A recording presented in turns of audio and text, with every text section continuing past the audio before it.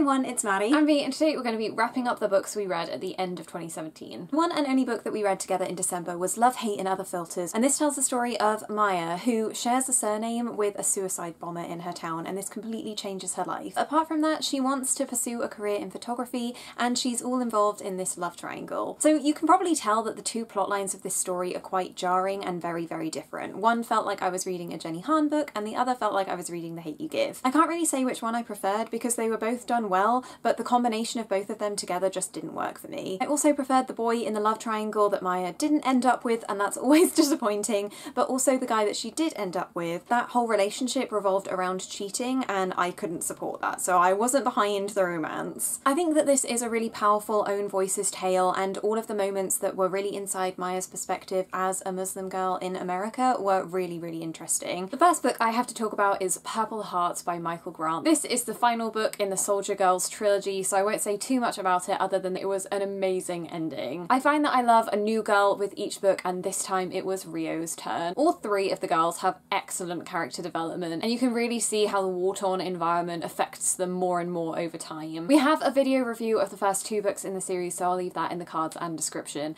It's definitely one you need to get on. Next, I read Truly Wildly Deeply by Jenny McLaughlin, and this was one of my favourite books of the month. It's all about Annie, who has cerebral palsy, and her relationship with Fab, who is a Polish student at her sixth form. This age group is one of my favourites to read about, especially when they go to a college that is separate from their secondary school, because that's exactly the experience I have, and I thought that the atmosphere and the environment of the sixth form was so relatable. Annie and Fab's relationship is underpinned with all of these references to Wuthering Heights, as that's the book that they're studying in their A-level English class, and I loved how that influenced the plot and where they end up going, and is also the inspiration for this beautiful cover. There are so many quirky scenarios, a really lovely mother-daughter relationship, great best friends in this book, and also some really valuable insights into disability that I'm sure readers will appreciate. Next, I read The Diabolic by S.J. Kincaid. I read the first chapter in a trier chapter, and I was ultimately confused.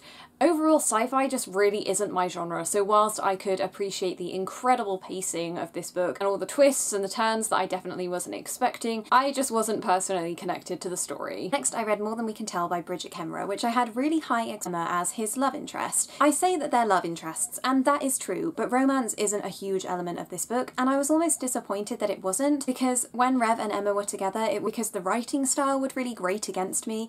Emma and Rev felt like they didn't have distinct voices, as the same devices were used across the whole book, and there was a lot of repetition that I just got really irritated with. Still, I loved all the references to Declan and Juliet and how their relationship was progressing, so it was worth it just for that. Next, I read Bad Girls with Perfect Faces by Lynn Weingarten. This is about Sasha, who is best friends with Xavier, and she does not want him to get back together with his ex Ivy. This is a thriller mystery, but that element of the plot doesn't come about until around 60%. I found the focalization to be all over the place. You've got some first person, third person, even second person. The writing is definitely experimental. Still, I managed to get through it in one sitting despite thinking it was a bit messy, and these characters are definitely intoxicating and problematic, so I really didn't care when bad things happened to them. The next two books I mention are the two books that I said that I wanted to finish before the end of the year, and I'm really pleased that this was a mini TBR that I set for myself I managed to complete.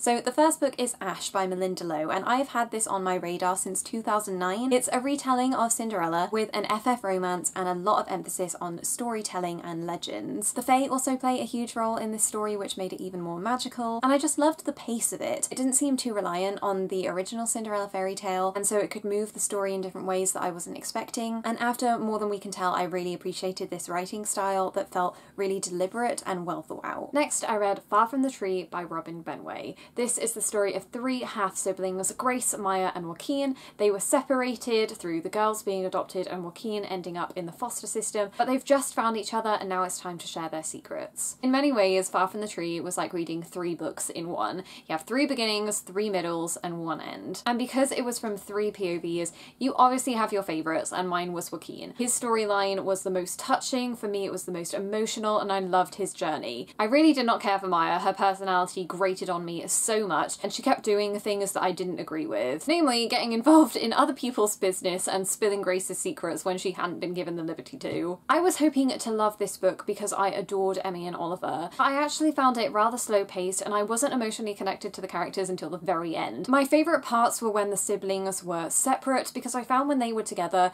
they were just repeating a lot of information that we already knew to each other, but I love a good family orientated story, and if you do then I think you'll like this too. Next I read Truth or Dare by Non-Prep. Maddie did a whole Own Voices Ace review of this one, so I will leave that in the cards because I have nothing else to add. Next I read Love and Gelato by Jenna Evans Welch, and I really wanted to read this one because it was the one that I said was a top priority after my Try Attractor video in June, and it took me up until December to finally read it. Unfortunately, it wasn't as great as I thought it would be based on that first chapter. After her mother's death, Lena goes to Florence in order to find out who her real father is. This mystery was so contrived. Lena is given a journal of her mother's that she kept when she was a teenager, staying at exactly the same graveyard. And so Lena decides to only read this journal in chunks, whereas if she'd have read the whole thing, then there would have been no mystery at all and she would have immediately found out who her father was. I think that the Florence setting is really lovely, but in some ways it reminded me too much of Anna and the French Kiss, and there were just so many parallels between the friendship groups that I was like,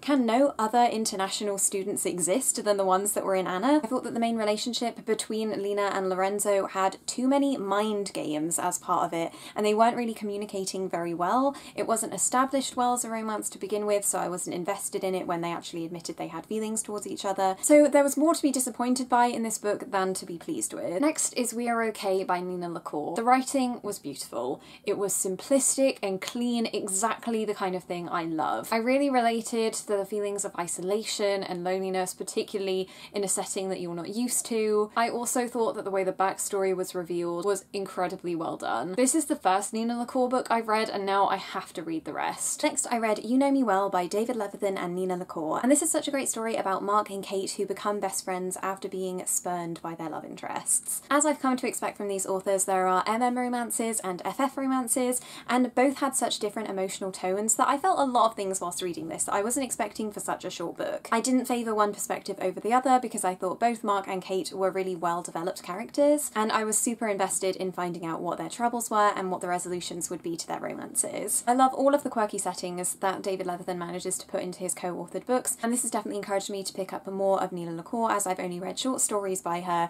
so 2018 will be the year of reading her full-length novels. Next is Blackbird by N.D. Gomez, another thriller mystery, because apparently I seemed to really want to read those at the end of last year. This is the story of Alex and her sister Olivia who goes missing, and on that day 5,000 blackbirds drop dead. I was really expecting some kind of odd supernatural element to be incorporated in this, considering there was references to standing stones and the whole blackbirds thing. So I feel like Gomez really forgot what her USP was. However, Blackbird was the fast-paced thriller that I've been craving. It did everything that the others I read this month didn't, and that was keep me on the edge of my seat and second-guessing. Surprisingly, I was able to guess the ending of this one and how it all worked out. Still, I think that's good because it shows that she was putting in the right hints for you to pick up on, and it's always satisfying as a reader when you can get there one step quicker than the protagonist. And finally, I read Quests for Glory by Soman Shinani, which is the first book in a new trilogy in the School for Good and Evil universe. This is one of my favourite series of all time, and so I had high expectations of this one,